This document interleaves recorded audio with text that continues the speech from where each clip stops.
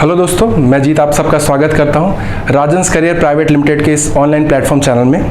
आज हम बात करेंगे रीजनल रूरल बैंक जिसका नोटिफिकेशन आया है। बहुत खुशखबरी की बात है कि नोटिफिकेशन आया है, क्योंकि जो भी स्टूडेंट्स जो मेहनत कर रहे थे, तैयारी कर रहे थे, उनके लिए बहुत बड़ी खबर है। नोटिफिकेशन आ चुका है और स्टार्ट हो चुका है इसका फॉर्म भरना। तो कुछ इंपॉर्टेंट डिटेल्स के बारे में बात करेंगे जो कि इस एग्जाम से रिलेटेड है, एग्जाम के पैटर्न के बारे में बात करेंगे। ठीक है, तो वीडियो के एंड तक बने रहिए।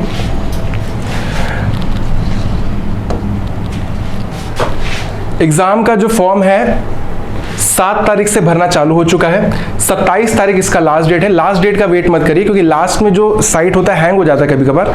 तो अगर भर सकते हैं जितना जल्दी आज या कल में इस फॉर्म को फिलअप कर लें। ठीक है, 27 लास्ट डेट है, याद रखें, इसे लेट ना करें।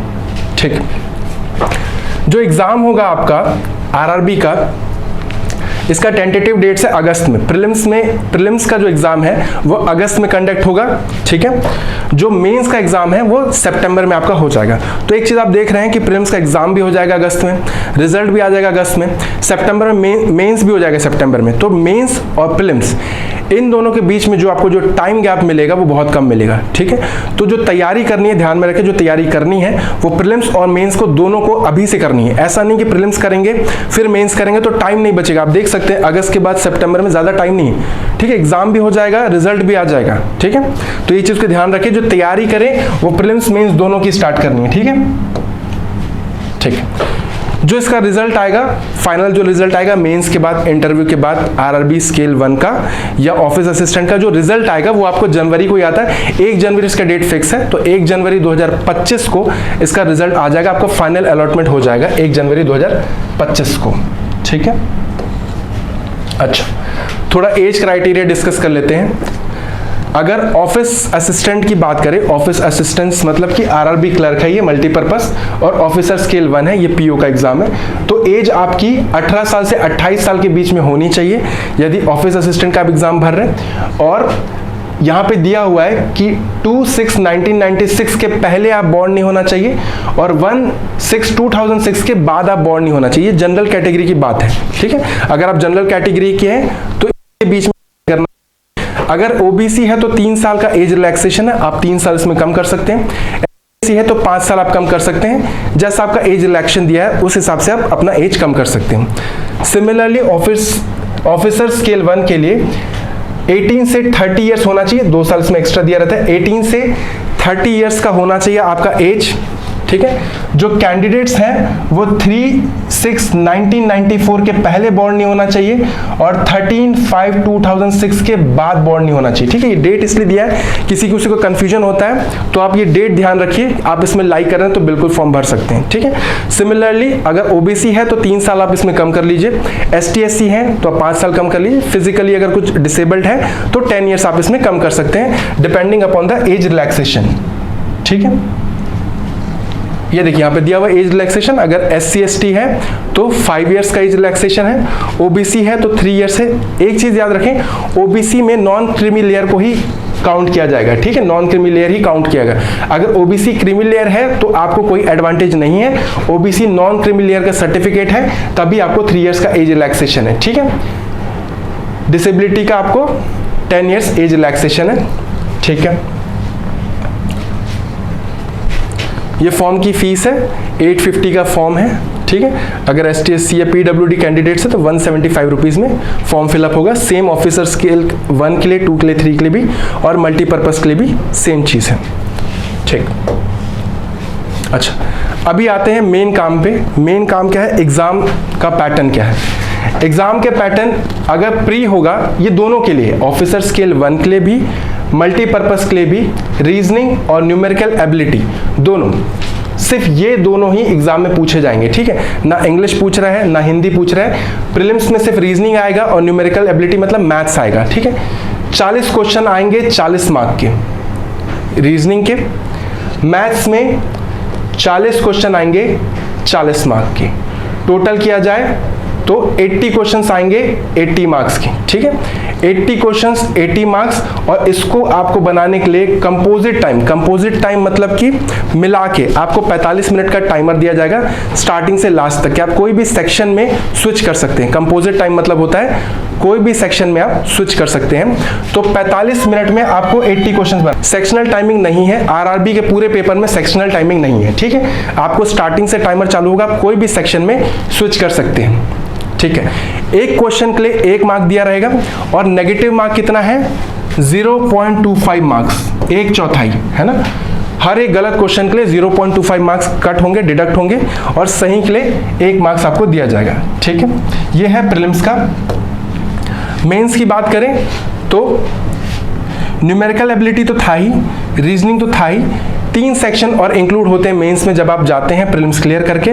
पहला होगा कंप्यूटर, दूसरा होगा जनरल अवेयरनेस, तीसरा होगा इंग्लिश लैंग्वेज, ठीक है। इंग्लिश लैंग्वेज या हिंदी लैंग्वेज, ठीक है। आरआरबी ही एक ऐसा पेपर है जिसमें इंग्लिश या हिंदी आप ऑप्ट कर सकते हैं, ठीक है। तो जिस स्टूडेंट्स का इंग्लिश थोड़ा वीक है उसके लिए ये पेपर बहुत अच्छा है, क्योंकि यहाँ पे आपको ऑप्शन मिलता है। प्रीलिम्स में तो वैसे ही इंग्लिश नहीं है, और मेंस में भी इंग्लिश की जगह आप हिंदी ऑप्ट कर सकते हैं, ठीक है। इंग्लिश या हिंदी दोनों में से कोई एक आप ऑप्ट कर सकते हैं, ठीक है। इंग्लिश या हिंदी, इन दोनों में से कोई एक ऑप्ट कर सकते हैं, ठीक है। तो ये मार्क्स डिस्ट्रीब्यूशन है, ठीक है। 200 टोटल क्वेश्चंस रहेंगे, 200 टोटल मार्क्स के क्वेश्चंस रहेंगे, और आपको जो कंपोजिट टाइम मिलेगा वो 2 आवर्स का मिलेगा। 2 घंटे का कंपोजिट टाइम रहेगा मेंस में, ठीक है। स्टार्टिंग से टाइमर चालू होगा लास्ट तक के, आप कोई भी सेक्शन में स्विच कर सकते हैं, ठीक है। सेक्शनल टाइमिंग नहीं है। सेक्शनल टाइमिंग में क्या रहता है, उस सेक्शन में आपको बने रहना उतने टाइम तक के, वैसा नहीं है, ठीक है। कंपोजिट टाइम का मतलब ये, ठीक है। अच्छा, कुछ चीजों की बात की जाए, प्रीलिम्स में आपको किस चीजों पे ध्यान देना है, मैं उस चीजों के बारे में थोड़ा बता देता हूं। प्रीलिम्स में आपको पता है सिर्फ 2 ही सेक्शन आते हैं, क्या आते हैं, क्वांट आते हैं और रीजनिंग आते हैं, ठीक है। आपको सबसे ज्यादा जो जोर देना है वो है कैलकुलेशन स्पीड पे। कैलकुलेशन आपका मैथ्स में, न्यूमेरिकल एबिलिटी बोलो, क्वांट बोलो, सबसे ज्यादा स्ट्रांग होना चाहिए आपका कैलकुलेशन, ठीक है। इस कैलकुलेशन के अंदर क्या आते हैं, सिंप्लीफिकेशन आते हैं, ठीक है, या अप्रोक्सीमेशन आते हैं, सिंप्लीफिकेशन कह लीजिए या फिर अप्रोक्सीमेशन कह लीजिए, ठीक। दूसरा क्या आता है, नंबर सीरीज आता है, ठीक है, नंबर सीरीज आता है। तीसरा क्या हो गया, क्वाड्रेटिक इक्वेशन हो गया, क्वाड्रेटिक इक्वेशन मैं शॉर्ट में लिख देता हूं, ठीक है। चौथा क्या हो गया, डेटा इंटरप्रिटेशन, इसी को डीआई बोलते हैं, डेटा इंटरप्रिटेशन। और एक आता है अरिथमेटिक, ठीक है, अरिथमेटिक। इस अरिथमेटिक में आपके चैप्टर्स होते हैं 10 से 12, ठीक है। कितने चैप्टर्स होते हैं, 10 से 12 चैप्टर्स, ठीक है। अगर प्रीलिम्स के बाद से, प्रीलिम्स पॉइंट ऑफ से बात करूं, प्रीलिम के पॉइंट ऑफ व्यू से बात करूं, तो सिंप्लीफिकेशन आपको डेली बेसिस पे प्रैक्टिस करनी है, नंबर सीरीज आपको डेली बेसिस पे प्रैक्टिस करनी है, क्वाड्रेटिक इक्वेशन आपको डेली बेसिस पे प्रैक्टिस करनी है, डीआई आपको डेली बेसिस पे प्रैक्टिस करनी है, ठीक है। अरिथमेटिक के 10 और 12 चैप्टर्स में अगर आपको 3-4 चैप्टर्स नहीं भी आते हैं तो कोई दिक्कत वाली बात नहीं है, 3-4 नंबर ही आपका लॉस होगा, ठीक है। 3-4 नंबर ही लॉस होगा अगर आपको ज्यादा नहीं आता तो, ठीक है। अरिथमेटिक में कुछ चैप्टर्स इंपॉर्टेंट है, जैसे कि परसेंटेज इंपॉर्टेंट है, रेशियो इंपॉर्टेंट है, ठीक है। ये 2 इंपॉर्टेंट चीज है। अगर आपको परसेंटेज के कंसेप्ट अच्छे से आते हैं तो परसेंटेज के आप कुछ क्वेश्चंस बना लेंगे। परसेंटेज पे आधारित कुछ क्वेश्चंस है, जैसे कि प्रॉफिट एंड लॉस है, वो चैप्टर परसेंटेज पे बेस्ड ही है। प्रॉफिट एंड लॉस आप अच्छे से बनाएंगे, SICI अच्छे से बना लेंगे, सिंपल इंटरेस्ट, कंपाउंड इंटरेस्ट। वैसे ही अगर आपको रेशियो आता है तो रेशियो के सवाल तो कुछ बना ही लेंगे। रेशियो से ही आता है आपका क्या, एजेस के क्वेश्चंस आप बना लेंगे, ठीक है। रेशियो से ही आता है, और क्या आपका आता है, मिक्सचर एलिगेशन आप बना लेंगे। तो रेशियो से ही बहुत सारे चैप्टर्स हैं, ठीक है। तो ये दोनों बहुत इंपॉर्टेंट है, आप इन दोनों को नहीं छोड़ सकते, ठीक है। बाकी कुछ चैप्टर्स जैसे किसी का टाइम एंड वर्क इशू है या टाइम स्पीड डिस्टेंस, इस टाइप के टॉपिक्स में दिक्कत है तो आप कुछ स्किप कर सकते हैं, लेकिन इन चीज़ों को आप स्किप नहीं कर सकते। आपको डेली बेसिस पे प्रैक्टिस करनी है, ठीक है। और प्रैक्टिस करनी, इस चीज़ की प्रैक्टिस नहीं करनी है कि सिर्फ बन जाए, आपको इस चीज़ की प्रैक्टिस करनी है कि टाइम पे बने, क्योंकि टाइम का बहुत इशू है। आपको पता है कि 45 मिनट में आपको कितने क्वेश्चन बनाने हैं, 80 क्वेश्चन, आप समझ रहे हैं, 45 मिनट में आपको 80 क्वेश्चन बनाने हैं, 80 क्वेश्चंस बनाने हैं, ठीक है। तो आपकी स्पीड बहुत ज़्यादा होनी चाहिए। प्रीलिम्स एक ही चीज़ देखता है, क्या देखता है कि आपकी स्पीड कैसी है, ठीक है। अगर आपका कंसेप्ट देखना है, अगर आपका दिमाग देखना है कि आप कितना ज़्यादा क्वेश्चंस को बना पाते हैं, हार्ड क्वेश्चंस को बना पाते हैं, तो उसके लिए मेंस है। प्रीलिम्स के लिए सिर्फ एक ही चीज़ है, क्या है, स्पीड है। तो आपको स्पीड एकदम बनाए रखना है। ये सब चीज़ों को आपको प्रैक्टिस करना है ऐसा कि स्पीड में सारी चीज़ बन जाए। अब आते हैं रीजनिंग। रीजनिंग को दो पार्ट में डिवाइड होता है। एक पार्ट तो होता है मिसलेनियस बोलूं, और दूसरा पार्ट होता है पजल्स, ठीक है। रीजनिंग दो पार्ट में डिवाइडेड है, ठीक है। मिसलेनियस के कई टॉपिक्स हैं, कोडिंग डिकोडिंग, मिसलेनियस अभी लिख नहीं रहा हूँ। कोडिंग डिकोडिंग हो गया, सिलोगिज्म हो गया, ब्लड रिलेशन हो गया, अल्फा न्यूमेरिक हो गया। ऐसे 4 से 5 टॉपिक्स हैं, ठीक है, जो कि इजी टॉपिक्स है, आपको डेली बेसिस से प्रैक्टिस करनी है, टाइमर में बनाना है। लेकिन जो सबसे ज़्यादा गेम चेंजर है वो है puzzles. Puzzles and seating arrangement बोल सकते हैं, ठीक है, पजल्स एंड सीटिंग अरेंजमेंट, ठीक है। क्योंकि पजल सबसे ज़्यादा नंबर का आता है। अगर 40 मार्क का पेपर है ये, अगर 40 मार्क का है तो आप मान के चलिए 20 से 25 नंबर तो यही आएगा। 50 से 60% जो चीज़ है वो पजल ही आता है, समझ रहे हैं। तो पजल्स पे आपका कमांड होना चाहिए, ठीक है। आपको कोशिश करना है कि हर पजल्स को आप 3 मिनट में बना पाएं, ठीक है। जो थोड़े इजी से मॉडरेट लेवल के पजल है वो 3 मिनट में बना पाएं। हार्ड लेवल के पजल है तो 5 मिनट लगता है, वो समझ आता है। और मिसलेनियस में बिल्कुल गलती नहीं होनी चाहिए। ये सारी टॉपिक्स आप जल्दी कवर कर सकते हैं मिसलेनियस का। Coding decoding, blood relation, direction, ये जो भी टॉपिक्स आप जल्दी अगर आपको नहीं आता है तो पहले इसका कंसेप्ट सीखिए जल्दी, ठीक है। उसके बाद उस पर प्रैक्टिस करिए। प्रैक्टिस ऐसा करना है कि टाइमर में वो चीज़ बनना चाहिए। और सबसे इंपॉर्टेंट, पजल्स को आप स्किप नहीं कर सकते, ठीक है।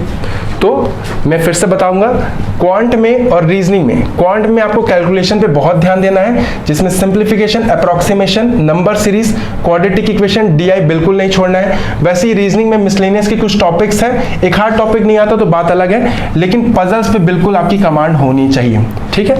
ये सारी चीज करने के बाद, इंडिविजुअली करने के बाद आपको देना है क्या चीज, आपको देना है टेस्ट, ठीक है। क्या टेस्ट देना है, मॉक टेस्ट देना है, ठीक है।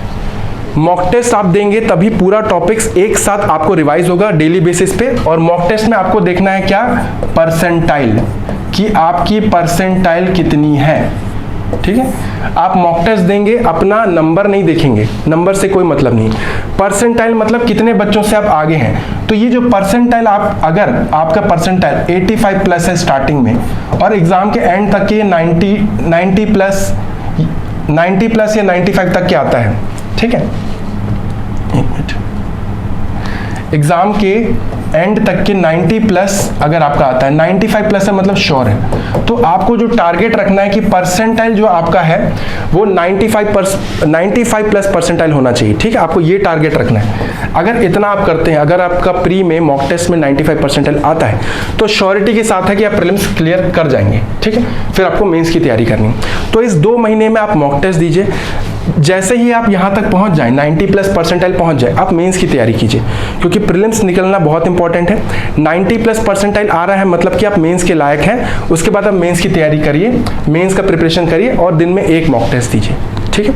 बाकी आने वाले टाइम पे जो सिंप्लीफिकेशन है, जो अप्रोक्सीमेशन है, इसके क्या क्या शॉर्ट ट्रिक्स होते हैं, कैसे चीज़ों को जल्दी बनाना है, वो इस चैनल में बताया जाएगा आने वाले वीडियोस में। तो इस चैनल से बने रहिए। Thank you.